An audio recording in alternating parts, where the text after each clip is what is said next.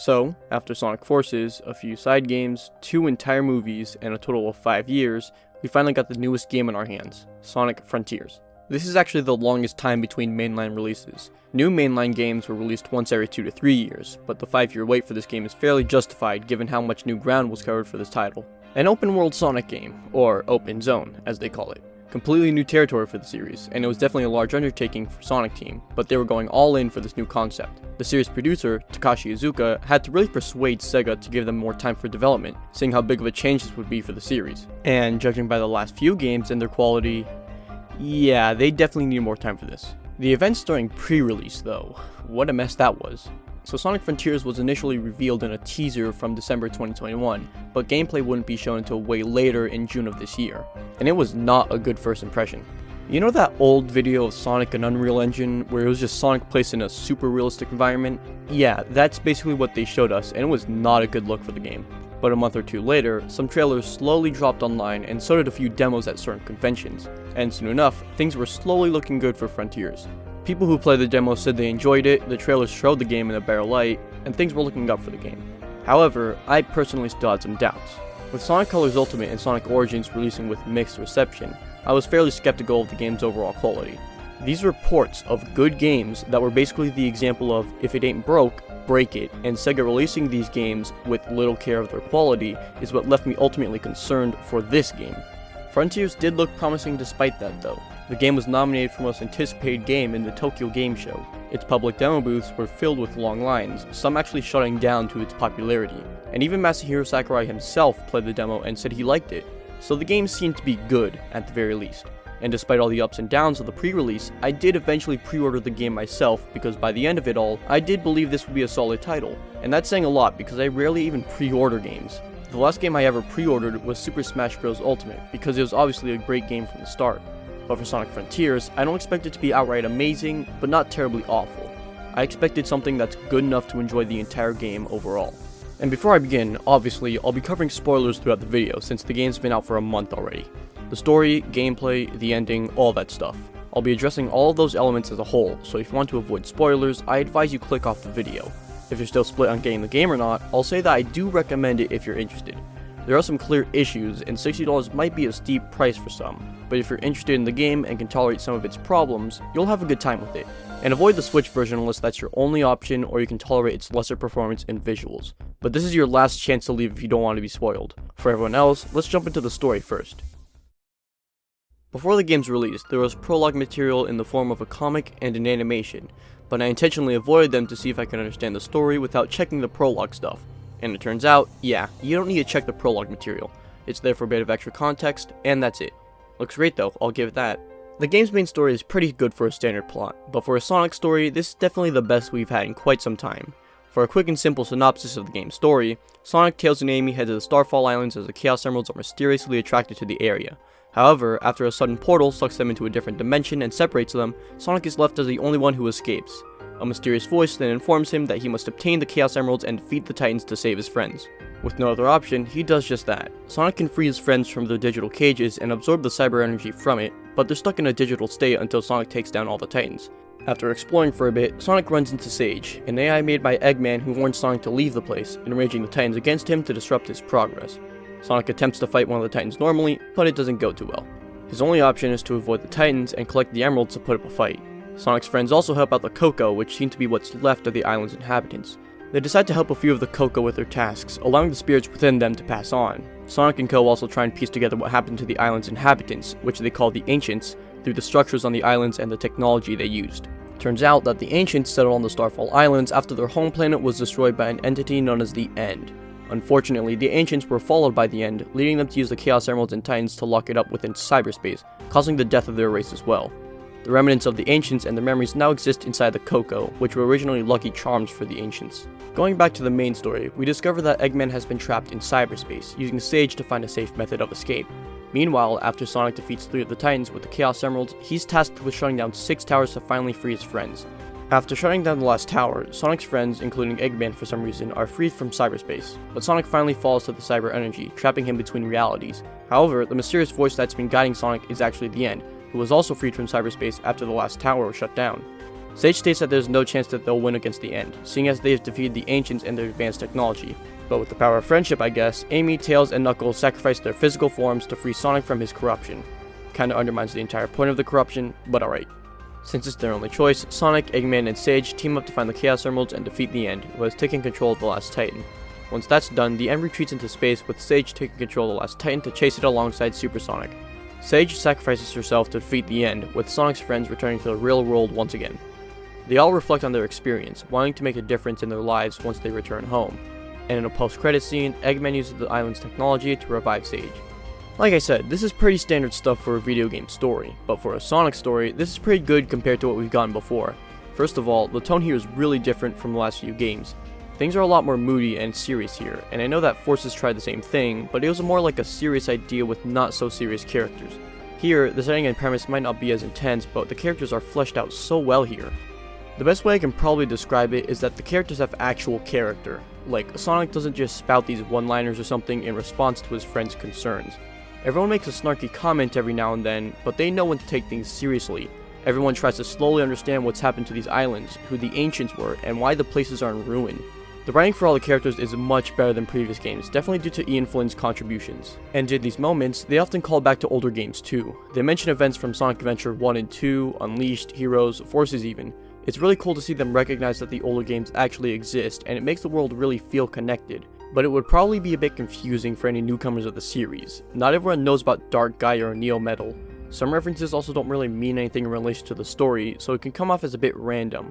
Thankfully though, I don't think it's necessary for you to know previous games to understand certain plot points. Even then, what needs to be known is all within the game, like how Knuckles is the last of his race, and Tails' inconsistency in character. These references are mostly here for any longtime fans of the series. The story isn't all perfect though. The corruption in Sonic that builds up throughout the whole game is dealt with far too quickly to even make it a substantial plot point, and the new character Sage is poorly developed throughout the story. Well, her relationship with Eggman is poorly developed. Basically, what the game wants you to know is that Sage wishes to protect Eggman at all costs and sees him as a father, since, you know, he created her. And same for Eggman, he sees Sage as a daughter. Okay, neat. However, that relationship is terribly conveyed since the cutscenes that show the two together barely show anything related to that. And when they show Sage getting emotional flashbacks, it's terribly executed because the only cutscenes they can use show us nothing about that relationship. You'll only understand the entire situation if you've gotten the necessary memos, but there's no guarantee that you'll even get them since they're optional. If you never got Eggman's memos, that father-daughter relationship can just come out of nowhere at the end. It's really unfortunate since I think the idea is great, they just didn't structure it too well. But everything else in the story, like the Ancients and the other characters, are great. The acting is good, the writing is better than previous games, and the premise is solid, but there's still room for improvement here. Now then, how does the game play? Well, straight to the point, it's great, but has very obvious issues. Let's start with your movement and abilities first. When you start a new game, you're given the option to choose between two control styles, Action Style, which is meant for beginners, and High Speed Style, which is meant for experienced players. Pretty cool to see different control styles, but if you don't like the controls they give you, you can just change your controls further in the options. You can alter your top speed, acceleration, turning sensitivity, turning speed. It's all there for you to change, and I think it's a smart move. People have always had their preference when it comes to control in a Sonic game, so I feel like having the option to tinker your movement a bit is great to have. The only problem with this is that your options aren't used in cyberspace levels, but I'll get into that later. So in terms of your abilities and movement options, quite a few return from previous games. You've got the boost, homing attack, stomp, slide, and double jump like before, but now you've got the light speed dash, the drop dash, the jump stomp, and the new side loop ability. The light speed dash works just how it used to, but after using it, you immediately stop to a standstill, so it's not always the best option to gain speed. You only use it to collect rings or if it's outright required. The drop dash works just like it does in the other games, and it can actually be used to scale some steep cliffs. However, chaining drop dashes back to back doesn't work as well since jumping stops all forward momentum, so it's not as accurate as it was in the 2D games. The jump stomp is similar to a bounce move. If you stomp and hold the button down when you land, you'll automatically jump higher than usual. It's a bit odd to use, and on some surfaces it doesn't even work for some reason, but the extra height it gives can be really useful for platforming. The new side loop ability leaves a trail behind you, and if you complete a loop, you'll do a certain action depending on what you've surrounded. You'll use side loop on a few things: enemies, glowing spots, torches, certain objects, or nothing at all. Using side loop on enemies can either toss them into the air or break their guard. On glowing spots and torches, side loop gets rid of them, mostly being used for puzzles or finding items. Using the side loop on certain objects also activates those objects, mostly used for specific challenges. Using the side loop with nothing surrounded grants you some rings, which is pretty broken for two reasons. One, you have access to unlimited rings, and two, reaching the max amount of rings grants you a power boost, which allows you to boost at very high speeds as long as you have the max amount of rings. And that's not all. Make an infinity symbol with side loop and you'll get infinite boost for a few minutes. Power boost combined with an infinite boost is very easy to access, and it isn't too game breaking either. It does undermine one thing though. Throughout the game, you'll be collecting these lost Cocoa, which can be found basically anywhere. Collecting them and returning them to this Elder Cocoa allows you to either upgrade your ring count or your speed. However, if you already know about the power boost, you'll most likely avoid any ring count upgrades since it'll just take you longer to get the power boost. You could say that allows you to live longer, but again, you have access to unlimited rings because of the side loop, so there's not much incentive outside of one other reason that I'll mention later. But yeah, through the Elder Cocoa you can upgrade your speed and ring count. There's also blue seeds of defense and red seeds of power that you can find by defeating enemies or completing certain tasks. With these, you can talk to the Hermit Cocoa to upgrade your power and defense. Why upgrade power and defense? Because there's also combat, which sounds bad given previous games and their attempts at combat, but it's not too bad here. At the start of the game, it's pretty basic and repetitive since you don't have much moves, but later on, you'll have plenty of attacks to use. To unlock different moves, you'll need to collect skill pieces to unlock skill points. With enough skill points, you can unlock moves from the skill tree, and saving your friends from the digital cages also grants you a new skill. With different skills unlocked, you'll be able to perform different attacks with certain button combinations during your basic combo. You can also string these skills together, like using a spin slash into a cyclone kick into a stomp. It's not the most in-depth system, but it's also not painfully simple. If combat isn't your thing, there's an auto combo skill that performs different moves automatically at the cost of less power. More skills are meant for combat, but there's a few that are used for other things. Side loop is an ability that you use for various things, and the auto combo skill makes combat simpler if you need it. But there's also the ability to do air tricks whenever sparks surround Sonic, which grants a few skill pieces for every trick performed. For defensive maneuvers, you've got two options, a dodge and a parry. Dodging is pretty simple, press either shoulder button during combat and you'll roll in that direction. Honestly, I almost never use the dodge since I kind of forgot it was there. Parrying is also simple, hold both shoulder buttons down and you can parry an enemy's attack. What's odd about the parry is that there's no timing needed. You can hold your parry for a long time and it automatically deflects any attack that comes your way. Despite that though, I didn't use it much either since I also forgot about it unless it was required. And I feel like that says a lot about the combat in this game. Even on the hardest difficulty, the game doesn't ask much of you when you have to fight any enemies. I only used a few skills, didn't use dodging or parrying all that much unless it was required, and even then I breezed through most battles. Enemies are varied in how you fight them, and many bosses put up a decent challenge, but since you can spawn unlimited rings with the side loop, you'll most likely power through most of your battles. Still, nothing's stopping you from avoiding enemies altogether. If you don't want to fight any enemies, you can run right past them or around them, but you will need to fight enemies at some point in the game, so it's not entirely avoidable. Then again, it's not the worst thing in the world. The combat isn't too in-depth, but isn't too simple either. It's pretty fun overall with the different enemy types and various skills you can unlock, and there's options for those who want to avoid it as much as possible. I just wish it was a bit more challenging. I do want to highlight the mini-bosses though. Instead of just being normal enemies with bigger health and attacks, they've got a lot of variety and special attributes. The mini-bosses not only test your combat abilities, but other skills as well. Maybe you'll have to grind on some rails to get to its weak spot. You might have to skydive and go through some rings to damage it, or maybe go through an obstacle course before all your rings are drained. Even though they aren't too tough since you can spawn rings whenever you want, it doesn't stop these mini-bosses from being fun to fight. Not all of them are fun, but the majority are. Now then, let's cover the islands. This is where you'll spend most of your time, going through small platforming challenges and collecting things to progress. People call this the open world or open zone, but it's more in line with a sandbox environment like other collectathon platformers. In total, there's 5 islands, but the 4th one doesn't really count since it's nothing more than a few obstacle courses. Your goal on each island is pretty straightforward. Collect the Chaos Emeralds and talk to Sonic's friends to progress the story. Most Chaos Emeralds are obtained from Chaos Emerald Vaults, which can be unlocked with Vault Keys. Vault Keys can be obtained through various means, but the main method is through cyberspace levels. However, cyberspace levels can only be accessed with portal gears, which are mainly obtained through mini-bosses once you defeat them. There's a lot of collecting this to collect that sort of thing, and that might sound a bit tedious, but with how fun it is to traverse these islands and complete the necessary tasks, it never felt repetitive to me. Fighting mini-bosses was a fun break from exploration, cyberspace levels were decent distractions, more on that later, and boosting to the next Chaos Emerald Vault is fairly simple and easy. Talking to your friends also requires enough of their memory tokens to actually chat with them, and you find those memory tokens through these miniature platforming challenges, so there's also a bit of incentive to explore as well. There's a nice mix of combat, high-speed platforming, and exploration, which is probably why things never felt terribly tedious. It's a solid gameplay loop that incentivizes you to play with almost every aspect of the game's mechanics. But that's not all. Although most of the main collectibles are obtained through the methods I just explained, there are a few alternate methods to gathering the items you need. For starters, some collectibles like the portal gears and vault keys can be found in some of these glowing spots around the islands. A few Chaos Emeralds are also obtained by helping your friends through these short minigames, which can range from cutting grass with a side loop to skydiving through an obstacle course. These little side quest minigames are decently fun, but they're nothing more than a quick distraction. The best alternative way to achieve items is through Big's fishing minigame. In every island minus the fourth one, there's one cyberspace tower tinted purple. Entering it will lead you to one of Big's fishing spots in cyberspace. There's absolutely no story reason as to why he's here, he just is.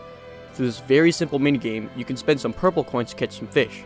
Purple coins, by the way, are also collectibles you find on the islands. Catching fish rewards you with treasure tokens that you can trade in to obtain almost any item in the game. Portal gears, vault keys, memory tokens, it's all here minus the Chaos Emeralds themselves. If you really wanted to and had enough purple coins to spend, you could collect all the items you needed just from this fishing game alone. It'd definitely be slower than doing it normally, but it seems possible given how much treasure tokens you can earn from fishing. There's also the Hermit and Elder Cocoa Scrolls, which can allow you to fast travel to the respective Cocoa on the island you obtained it from. And there's also the Egg Memos, which are audio logs of Eggman's discovery and research of the Starfall Islands. Again, not a huge fan that some story details are locked behind these things, but the rest of the memos are pretty neat for some extra dialogue. So although there is a main gameplay loop, nothing's stopping you from finding the required collectibles through other means. The maps for each island start off completely empty, and uncovering the island maps require that you find these marked points. These usually mark the location of a simple challenge, and once it's completed, you'll reveal more of the map and receive a seat of power or defense. A few unique challenges are also used for story progression, like a laser puzzle, a shoot 'em up, or even pinball. If you've uncovered enough waypoints, some rails will also connect between them for a bit of fast travel over the islands. Revealing the map also shows the location of mini-bosses, memory tokens, and other important landmarks. Once you've cleared an island's map, you can also fast travel between cyberspace towers, so you've got a few methods of traversal once you've discovered everything. The islands themselves are mostly well designed, but the third and fourth islands are probably the worst. I've already said the fourth island is just a few obstacle courses, but it's also just the top half of the first island, so it's bare bones and not even entirely original. The third island is more of the same from the first and second islands, but there's two issues. One, there's way too much of these 2D platforming challenges which lock you to that section until you find some way out of it. And two, the entire island is split into separate chunks, which makes traveling a bit awkward since not all separate areas connect to one another. Until you've uncovered all the waypoints for fast travel, you'll need to see which areas connect to each other to head to certain landmarks. It's a pace breaker unfortunately, and the unique flying enemies on the island don't get much use since they're far too slow and sparse for me to find any practical use with them. The 2D areas are also really limiting, as the camera won't show you what's ahead. In this case, there were flying enemies in the air I had to reach, but I couldn't see them since they were off screen. Thankfully, the other islands are really fun to traverse and explore. For all islands, there's a chance that starfall can occur at night, reviving enemies and allowing you to pick up fallen star pieces. Collecting these star pieces allows the use of this slot machine that can reward you with purple coins. Sounds like a nice mechanic, but it has some very obvious issues. Star pieces emit a tall beam of light that looks far too similar to your map marker, so if you've marked a location to head to, good luck trying to find it. The slot machine also never leaves the screen even if it's not being used, and that would be fine if it wasn't obscuring part of my view. When the camera is facing a bit downwards, the slot machine covers like half of what's in front of you, and you can't disable it or move it. You'll just have to wait until sunrise so Starfall ends. Thankfully, it's a pretty rare event, but that just made me not care for it at all. I just wanted it to end so the slot machine would disappear.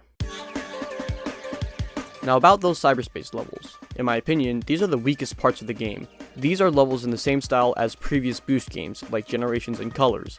Each level has 4 different missions: reach the goal, collect all the red rings, get an S rank, and collect a certain amount of rings. Beating more missions grants you more vault keys, so you have good reason to 100% these levels. However, there are a lot of issues with cyberspace. The main problem for me is that these levels reuse a bunch of things from older titles.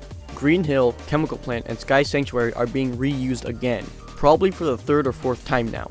Not only that, but level designs are also reused. There's a few original levels, but most levels are almost entirely reusing other aspects from older games. They reuse levels from Generations, Unleashed, and Adventure 2. No matter how you put it, that is absolutely lazy. They explain that the levels are like this because it comes from Sonic's memories, but not only was that basically the same reason from Generations, but why is it only 3 level aesthetics? What about Apodos, Green Forest, Tropical Resort?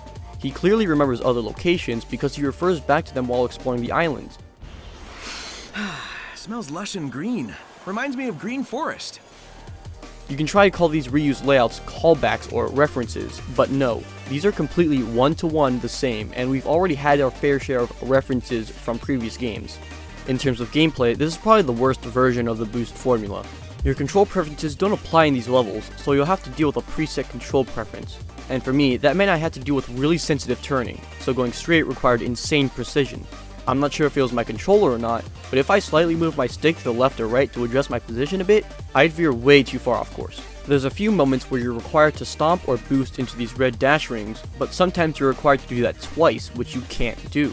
If you stomp or boost into these dash rings, you can't do it again like the old games, so you'll need to find a workaround. In 2D sections, you can actually roll into a ball and it does work on slopes sometimes, but it's still a far cry from how it should actually work.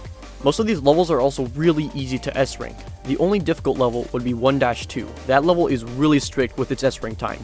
Aside from that though, you're basically guaranteed an S rank in every other level. Red rings are also far too easy to find. Sometimes they just place them right in the main path instead of someplace hidden. They even recreate those hidden areas from Adventure 2, but instead of placing a red ring there, they reward you with nothing. So what's even the point of these areas to begin with? There's one level that has drifting as a main mechanic, and I really did want to see drifting return, but not like this. Turning is really sensitive, it's only activated from these specific dash pads, and the trigger to end the drift is just before the next line of dash pads. So if you're holding boost and left or right to control your drift, you'll just boost to the side. And boosting while drifting actually does something, but the difference in effect is so small that you probably won't notice it. Yeah, this was poorly designed. It's much faster to just jump over the drift pads and boost normally. I hope that they adjust this and make drifting a normal ability in future games, but this wasn't what I hoped for.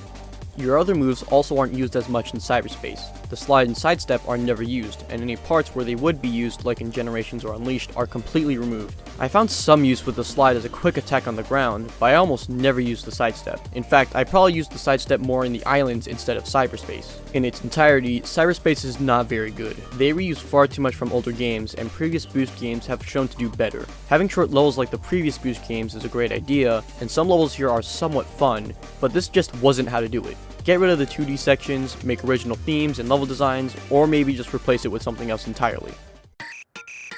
But all this gameplay has one issue that you'll face throughout the entire game, and that's all the jank that you'll eventually run into.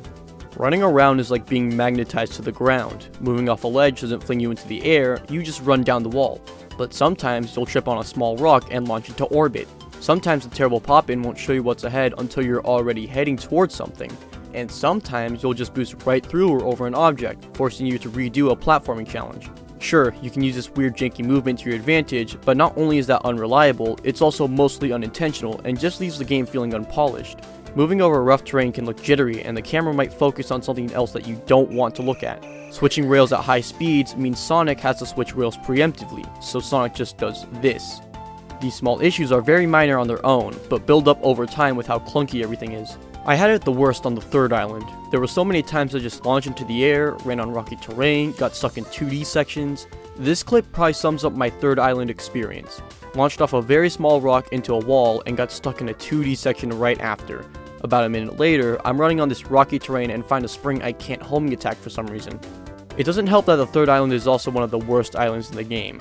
Hopefully by the next game they iron all this stuff out. I could tolerate it for the entire game, but not everyone can. And besides, it just doesn't look right. Now I've saved the best for last in terms of gameplay. The boss fights are possibly the best part of the game for me.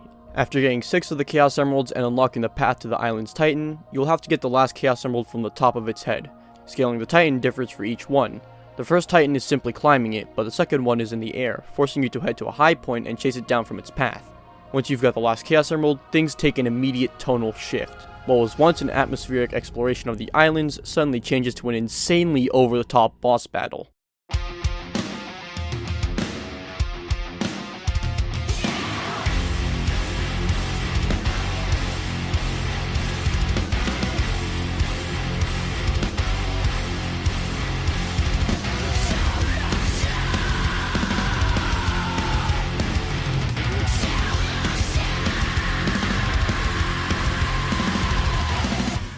This might be a bit much for some people, but I am all for this. The amount of spectacle here is so great. Counterattacks are very cinematic, QTEs are absolutely ridiculous, and it is such a great reward for finishing the islands. Throwing Wyvern into the wall, parrying the Knight's shield and riding it, the footage speaks for itself really. To see these as the normal boss fights is crazy. In previous games, this would usually be the final boss, but not here. These are supersonic boss fights at their best. But the actual gameplay though, as Supersonic you can't take damage, but your rings will drain with each second, so you've got a time limit for the entire fight. Run out of rings or fail certain QTEs and you'll have to restart the entire thing, so losing can be very punishing. This is one of the reasons why you would upgrade your ring count. More rings means more time, but if you know what you're doing, the default 400 ring count is more than enough. As for the fights themselves, it's basically normal combat but on a larger scale. You've still got your normal attacks, parry, dodge, and the skills you've unlocked. The Titans have their own attacks, patterns, and strategies that you have to fight against, so each Titan gives your own unique challenge. The second Titan, Wyvern, is probably the most unique. Instead of fighting it in a closed space, you'll be chasing it down and flying over the entire island, dodging missiles and parrying its attack to get your own chance to strike. The mechanics are fundamentally solid and the spectacle of it all makes these moments stand out well, but there's still a few problems with these. Unfortunately, this is where you'll come across the most janky moments. Within the first fight, you'll be going right through the Titan, the camera might clip into them, and even in some counterattacks, the camera might not show the Titan properly. In the Wyvern fight, there's an automated moment where Sonic just slowly flies through Wyvern, and the camera also clips into them. And that's completely automated, you won't be able to avoid that. Targeting is also really finicky. Again, within the first boss fight, you can attack Giganto's shoulders, chest, neck, or its head, and attacking its head does more damage. However, you might target something else that you didn't intend to, and that happens far too much. There's also a few times where certain things were hard to see. Usually, a thin line will show between Sonic and the Titan to indicate that an attack is coming, but amidst all the action, it can be hard to notice the line, which often lets me missing my chance to parry. Sonic himself can also be hard to see, since the Titans are so large and Sonic obviously isn't. There's a few moments where he's probably just a small speck on screen, so you just have to assume you're doing something. It doesn't happen all the time, but the few times it did happen were a bit distracting. Altogether though, these fights are absolutely stellar. Fighting against these powerful machines that you couldn't even scratch before, to now just wailing on them with everything you've got, it's fantastic. Despite the issues, it's still enjoyable to face off against these guys, with so much energy in each fight. It's the type of spectacle I expect from Sonic, without being terribly easy or automated like Forces. Unfortunately, I can't say the same for the final boss. In fact, this is probably the weakest final boss in the entire series. So starting off, you have to fight the final Titan, Supreme. Immediately, there's an issue with how this battle goes. Attacking Supreme for a bit will knock you back no matter what. In order to avoid that, you need to take out one of the drones and parry their bullets, so you can deal some damage without being interrupted. However, this is not conveyed very well, not only because I'm still inflicting damage no matter what, but it's also really difficult to target the drones when the game keeps targeting Supreme instead. Seriously, look at this. I'm attacking the drone, but then I suddenly warp to Supreme and attack them instead. That happens far too often. The problem with Sonic being too small is also here. In a few moments where the camera moves to a different angle, you probably won't know where you are on screen. And another problem with this fight is that it's too unbalanced. Supreme's health goes down so fast because of the upgrades to power you've collected, so even if you fight him incorrectly, his health still melts away. I drained their health so fast, the game stopped damaging them since they didn't get a chance to play their cinematic QTE yet. And even then, the cinematic for the QTE plays way faster than it should, so you can barely even see Sonic parry the bullet. After defeating Supreme, you'll have to face off against the End in space, who has taken the form of a moon. And here's the most underwhelming part of it all. You don't fight the End as Supersonic. Instead, you control Supreme in a shoot-'em-up that acts just like Ikaruga, with the same color switching mechanic and all. We've already played 3 amazing boss fights as Supersonic, but for the final boss, this is all we get. No combat, no cinematic attacks, all we get is this hacking minigame we've played only 2 times, but on a larger scale. Not only that, but the game never properly conveys that you can absorb bullets. It only states that you can counter them, which I assumed meant shooting the bullets to destroy them, not absorbing them. And some of these attacks practically require that you absorb them, so I had to find that out through trial and error. Not even the hacking minigames tell you about this, and it works the exact same there too. I just never found out until the final boss and died countless times because of it. And even then, it felt like the fight lasted for such a long time. It lasts around 6 minutes on a successful run, but with how many times I died because I didn't know I could absorb bullets, I just wanted the fight to be over. And it really sucks too, because the ideas and the setup for the fight was all there. The tutorial for the fight says work with the Titans to defeat the End, and if that fight was similar to the boss fights before it, we could have played as Supersonic and worked with the Titans, but instead, we got this. And you don't even play this part unless you set the difficulty to hard. On any other difficulty, it just skips straight to the final QTE, which makes absolutely no sense. The ending of the game doesn't even change, you just get to shoot 'em up as a part of the hard difficulty. If the Supreme boss fight was better handled, and if the End was an actual boss fight, then this would have been so much better. Instead, we've got the easiest Titan battle along with a very unfitting shoot 'em up. Well, at least the normal boss fights were great. In all aspects though, I thought the gameplay was really good. Exploring the islands and fighting enemies is fun. Cyberspace could be better, and the boss fights are a good time. It's not outstanding, but it's not terrible either. There's some much needed polish in certain areas of the gameplay, but I enjoyed myself for the most part. I haven't covered everything though. Let's talk about the visuals, and one thing that'll stand out no matter what console you play on is the pop-in. My god, it's atrocious. Now let me clarify that I did get the Switch version of the game, for two reasons. One, I can tolerate low graphics if it doesn't affect the gameplay too much, and two, it was basically the only other version I could get. Unsurprisingly though, the Switch version is by far the worst version of the game. Lower frame rate, lower graphics, all the things you'd expect from a Switch port. The gameplay is entirely intact and playable, so I've got no issues there. But unless you're really okay with its downgrades, try avoiding the Switch version. Either way, for any version of the game, even on PC, pop-in will be a constant issue for the visuals. Floating platforms just appear out of nowhere, objects and plants show up at a noticeable distance, and for the Switch version, these issues are much worse. Plants drawn even closer, certain things like this waterfall looks much worse, and some visuals can be pretty glitchy like this water and this zipline that's clearly having some issues. It's odd too, some objects have a dedicated fade-in animation, but most objects just pop up without any transition. If all objects faded in with some sort of animation, it wouldn't exactly fix the issue, but at least it'd look less jarring. Aside from the technical issues and the Switch downgrades, I think the game looks good. The realistic art direction might seem a bit odd for some, but it's completely fine to me. The islands look great, lighting looks amazing, and textures are high quality. It's unfortunate that 3 of the 5 islands use the same grass aesthetic, but at least they look good. Characters are much more expressive in cutscenes, and the animations in the boss fights are full of high energy. The cutscenes aren't all great though. The short interactions you'll have with some of the characters are very stiff. Understandable, given that there's a lot of these conversations throughout the game, but still noticeable nonetheless. And even in more animated cutscenes, the animation can look a bit off. When there's a lot of motion involved, like Sonic running or dodging missiles, it can look a bit unnatural. But when there's not much movement, things like expression and smaller details can look really great. One small issue I noticed was with this specific cutscene, where it's slightly stretched for some reason. I'm not sure why it's like that, but I noticed it and had to mention it because it bugged me. There's also this cutscene that's just a few 2D images instead of being in 3D, which is the only time that happens. Maybe they just didn't have time to animate it in 3D? I don't know. As for animations and gameplay, I'm not too fond of the basic attack animations. There's no anticipation before the attacks happen, they just go. They have some stretch to them, but it still looks off.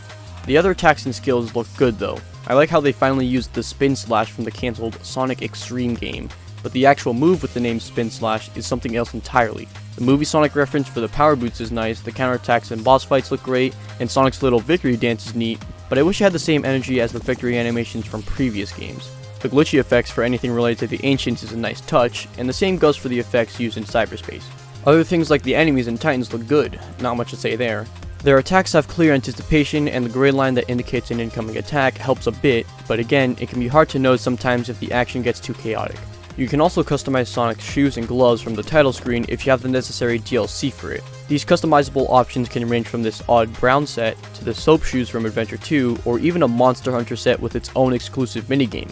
A nice addition, but nothing more than superfluous. The visuals as a whole look really great. There's a few flaws that could be fixed here, and the pop-in really needs to be fixed, but I think the game looks great more often than not. On Switch though, they certainly tried, but again, avoid it if you can. Lastly, the music for the game is great. First of all, I'm pretty sure this is the largest soundtrack for the series. There's 150 tracks total, and it's a really diverse soundtrack too. 6 different ambient tracks for each island, unique music for each mini-boss, energetic tracks for cyberspace, hard metal for the boss fights. The soundtrack is certainly on a larger scale, and I find it impressive how much they put into this game. The ambient tracks for the islands aren't too memorable, but they add to the atmosphere of each island. The fact that the music changes the more you progress is also a nice touch. Side quests also have their own music, and it's a bit of a jarring contrast to the island ambience, but it's nonetheless catchy. The mini-boss music can be pretty great, and it's even a bit dynamic, skipping to certain parts of the track depending on what's going on. The same could be said for the boss fights. Their music is not only dynamic for certain parts, but the switch to hard metal really enhances the fights. It's probably half the reason why these fights are so memorable. Cyberspace though, I'm a bit mixed on it. It's nice that all the levels have their own tracks, and I think they fit the cyber aesthetic well, but at the same time, these blend together too much for me and they're not as memorable as I hoped. I think the tracks are great if you listen to them on their own, but they don't complement the environment or gameplay very well. It's not terrible, but most of the tracks just don't click with me. Also, since most cyberspace levels can be quickly beaten in about a minute or so, you'll probably only hear a portion of the music in-game. It's not the worst thing in the world though. I think the soundtrack as a whole is great at enhancing the experience. There's not as much energetic, memorable tunes like you'd expect from a Sonic game, but what's here is a mix of different genres that works well for what the game contains. So, with all that covered, how's the game overall? Well, I think it's great. I thought that the gameplay was really good, the visuals were great if you weren't playing on Switch, and the music is good for the most part.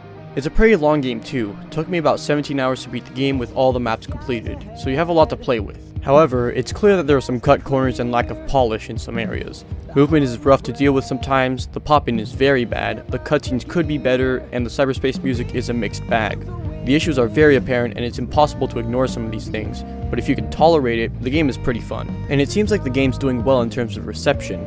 Scores are ranging from a 7 out of 10 to a 9 out of 10, and the game sold 2.5 million copies worldwide, so it's good to see the game succeed in spite of its shortcomings. And that's not all, it seems like there's going to be some free DLC for the game next year. A photo mode, new challenge mode, and even playable characters along with a new story. Now that's interesting.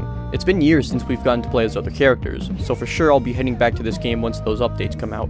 But yeah, get the game if you're interested. $60 might be a bit much for some, and there's definitely better options for the same price, but if you're a fan of the series or really want to give the game a try, I think it'll be worth it. It's basically on any current console, so you've got all bases covered there. And if possible, get that PC version. Not only is that possibly the best version of the game with the right specs, but you've got access to mods too. Get some mods to alter your movement, improve your control in cyberspace, or even do this. Hey, maybe the pop-in issues could be fixed with mods in the future too. But as for the game itself, let's hope that they'll stick to this formula for the next game and refine it to its best. And as for you, thanks for watching to the end. Let me know what you think about Frontiers or if you're interested in getting the game yourself. Christmas is coming around soon, so maybe get it as a gift or just for yourself. Like the video, subscribe for more, or do whatever you want.